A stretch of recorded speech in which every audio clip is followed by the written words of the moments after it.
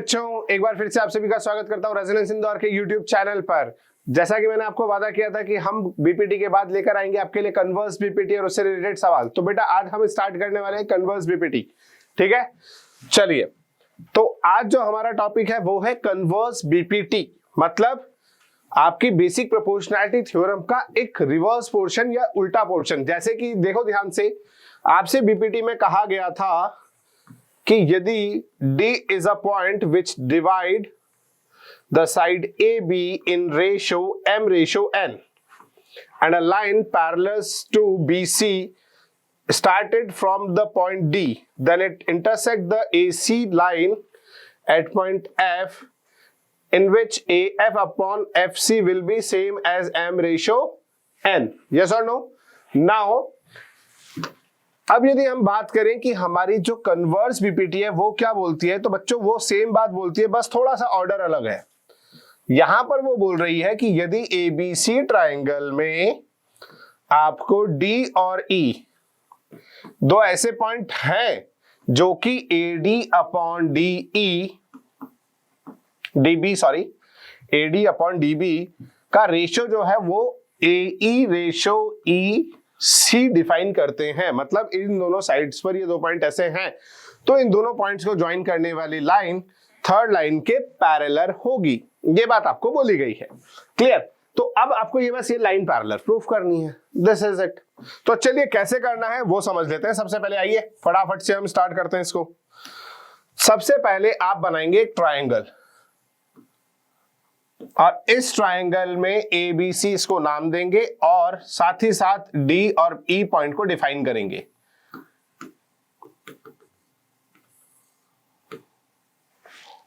ठीक है, इतना हो गया। अब इसके अकॉर्डिंग यदि आप देखें तो आपका गिवन स्टेटमेंट क्या आएगा? In triangle A B C A D ratio D B is equals to AE ratio EC। ये आपको गिवन है ऑलरेडी। और यदि हम इस सवाल के TP की तरफ जाए, मतलब टू प्रूफ की तरफ जाए, तो वो आपसे कह रहा है कि DE पैरेलल्स टू BC, ये आपको प्रूफ करना है। बच्चों यदि 9th क्लास आपने बहुत ध्यान से पढ़ी हो तो आपको समझाया जाता है कि जब भी लाइंस को पैरेलल प्रूफ करना होता है तो हम कोशिश करते हैं कि ये वाला एंगल्स इक्वल आ जाए या अल्टरनेट इंटीरियर एंगल बन रहे हो, तो हम ये बातें बोल पाते हैं। अब यहां पर हम ये नहीं करेंगे। हम यहां पर क्या करेंगे, एक थोड़ा सा ना अलग मेथड हम अपनाते हैं। हम क्या करते हैं, हम यहां पर देखो डी तो पॉइंट दिया ही हुआ है जो इसको m/n में डिवाइड कर रहा है। हम क्या करते हैं, बीपीटी की थ्योरम यूज करते हुए डी से एक ऐसी लाइन खींचते हैं जो बीसी के पैरेलल हो और ये मानते हैं कि वो एसी लाइन को ई डैश पॉइंट पर इंटरसेक्ट करती है। सिंपल सा लॉजिक है ना। यदि हम बीपीटी से चलेंगे तो भी ये काम होगा कि यदि इस लाइन के पैरेलल एक लाइन खींचते हैं जो इसको m/n में डिवाइड कर रही है और बीसी के पैरेलल लाइन खींच दिए तो वो एसी लाइन को ई डैश पे इंटरसेक्ट करती है। बस अब यहां पर आपने जो कंस्ट्रक्शन करा वो लिख दीजिए। सबसे पहले construction D E dash parallels to B C, इतना आपने कर लिया, हाँ या ना? अब क्या करेंगे, देखिए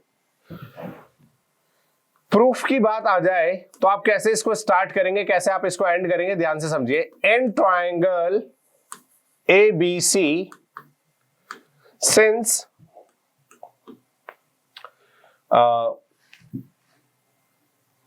DE dash is parallel to BC, DE dash parallel to BC and D is a point that divides AB in m/n। ठीक है, so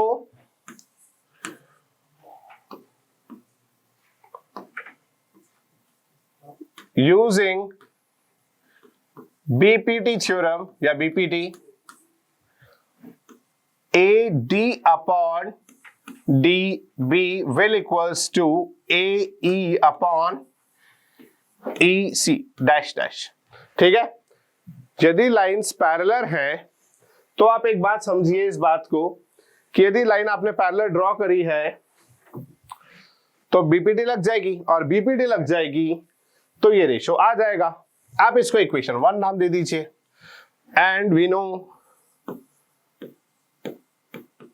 क्या जानते हैं आप जानते हैं कि AD अपॉन DB जो है that is equals to AE upon EC। ये आपको ऑलरेडी दिया हुआ है, क्लियर, ये आपको दिया हुआ है। तो क्या बच्चों हम बाय इक्वेशन 1 एंड 2 एक बात बोल सकते हैं, बाय इक्वेशन 1 एंड 2 आप फर्स्ट और सेकंड इक्वेशन का यूज करते हुए एक बात बोल सकते हैं, क्या कि AD अपॉन DB जो है that is equals to AE dash upon E dash C equals to AE upon EC। ठीक है, अब यदि हम यहां से इस रिजल्ट को उठाएं, कौन से रिजल्ट को, इस वाले रिजल्ट को, ठीक है, यदि हम इस रिजल्ट को उठाएं तो क्या हो जाएगा, AE dash upon E dash C is equals to AE upon EC।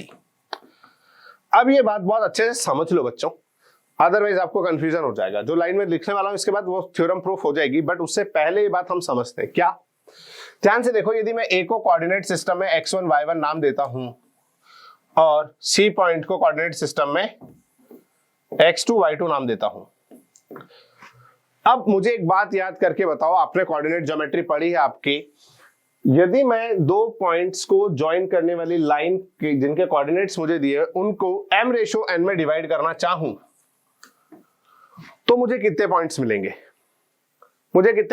एक कोऑर्डिनेट ज्योमेट्री आपने पढ़ी होगी, सेक्शन फार्मूला, यदि आप लगाते हैं तो आपको इस तरीके से एक कोऑर्डिनेट मिलता है।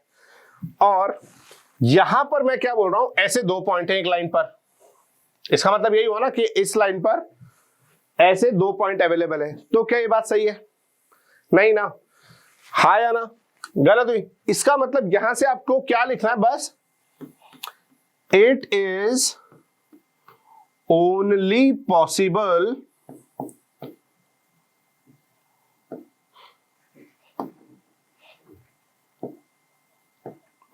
when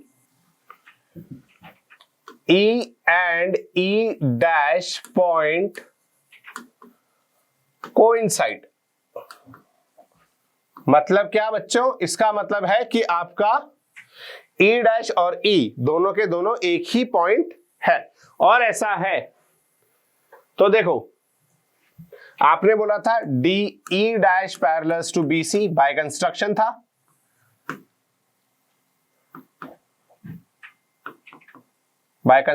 था, और आप कह रहे हैं कि नहीं, E और E डैश तो एक ही बात है, सो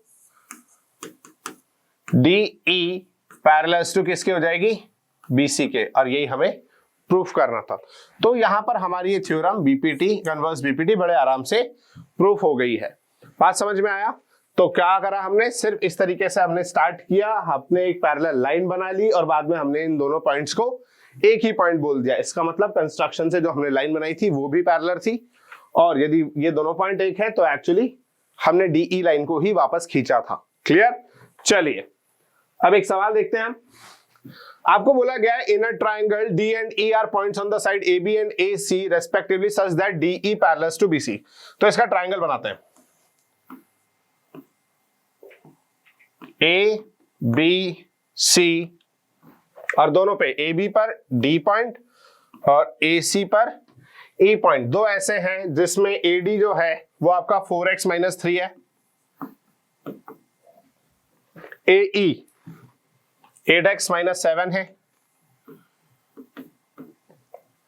BD 3x - 1 है, और CE जो पार्ट है आपका 5x - 3 है। अब बच्चों उसने बोल दिया ये लाइन पैरेलल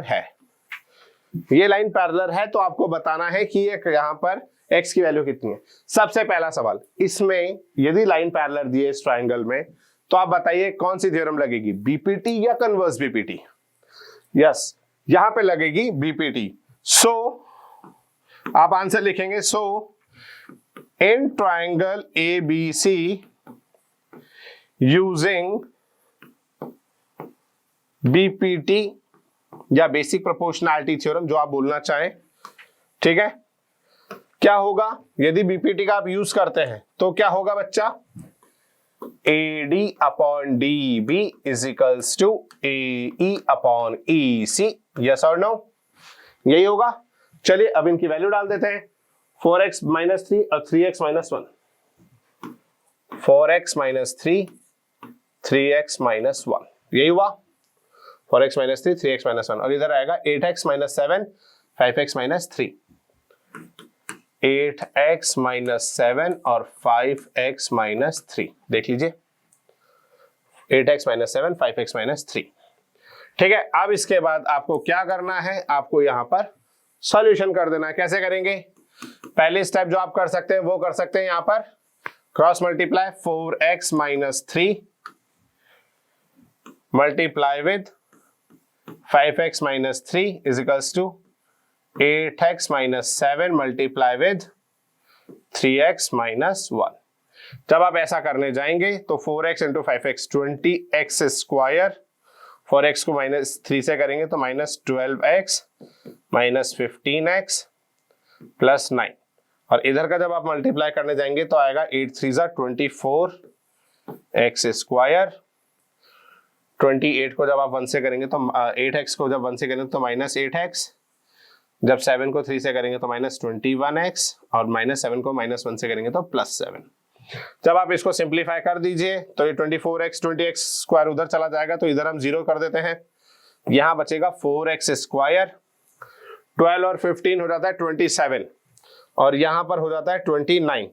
ये माइनस का है, उधर जाके प्लस हो जाएगा, ये ऑलरेडी माइनस का है, तो हमारे पास बचेगा माइनस का 2x, और यहां का प्लस 9 उधर जाके माइनस का हो जाएगा तो माइनस 2। ठीक है, हाँ या ना बच्चों, इक्वेशन में 0 चाहे उधर लिख दो चाहे इधर लिख दो। ठीक है, तो हमारे पास एक क्वाड्रेटिक बन गई है, 4x square minus 2x minus 2 is equals to 0। देखो अच्छा, स्टार्ट बीपीटी हुई थी, कन्वर्स बीपीटी हुई, और अचानक से हमारा सवाल क्वाड्रेटिक पे चला गया। 10th क्लास तक आते आते आपका हर सवाल एक कॉन्सेप्ट पे नहीं हो रहा होगा, और अक्सर सवालों में लीनियर इक्वेशन या क्वाड्रेटिक लग रही होगी, तो बेटा इन 2 चैप्टर को कभी मत छोड़ना, अगला टॉपिक हम यही लेकर आएंगे, याद रखिएगा। ठीक है, आपको क्वाड्रेटिक और लीनियर सॉल्व करना सिखा देंगे। अभी देखते हैं तो 2 के हिसाब से 4x स्क्वायर को हम क्या लिख सकते हैं, यहां पर जो बनेगी क्या बनेगा, minus 4x plus 2x minus 2। ठीक है, ये आपका मिडिल टर्म स्प्लिटिंग मेथड हमने यूज करा है, इससे 4x कॉमन लेते ही हमारा x माइनस 1 बचा, और 2 कॉमन लेते ही x माइनस 1 बचा। यहां पर x माइनस 1 और x की एक वैल्यू आ जाएगी 4x प्लस 2। जब आप इसको जाएंगे तो x की वैल्यू यहां से 1 आ जाएगी, और यहां से x की वैल्यू माइनस हाफ आएगी। अब समझदारी वाली बात जो है कि आप क्या करेंगे, आप ये नहीं कह सकते कि आपने दोनों वैल्यूज पुट कर देंगे। ध्यान से देखिएगा बेटा, यदि आपने यहां माइनस पुट कर दिया तो ये पूरे आंसर्स नेगेटिव बनते चले जाएंगे। ऐसा नहीं हो सकता, क्योंकि किसी भी ट्रायंगल की साइड नेगेटिव नहीं हो सकती, और फिर भी आपकी इच्छा हो तो आप पुट कर सकते हैं। तो x की वैल्यू माइनस हाफ हम अनएक्सेप्टेड कर देंगे, तो x की वैल्यू कितनी आ जाएगी हमारी 1। तो इसके 2 आंसर दिखते हैं क्वाड्रेटिक से, बट आंसर कितना आता है, एक ही आता है। ठीक है, हमारी x की वैल्यू 1 एक्सेप्ट हो जाएगी। ठीक है, उम्मीद कर रहा हूं आपको वीडियो समझ में आया होगा। वीडियो यदि पसंद आए तो वीडियो को लाइक कीजिए, चैनल को सब्सक्राइब जरूर कर लीजिए, ताकि अगली बार जब हमारा वीडियो आए तो आपको ये शॉर्ट रिवीजन जो हम आपके लिए लेकर आए हैं, इसके हर वीडियो आपको फटाफट मिलती रहे। वीडियो में कोई भी चीज समझ में नहीं आई हो तो प्लीज कमेंट बॉक्स में मेंशन कर दीजिए। Thank you.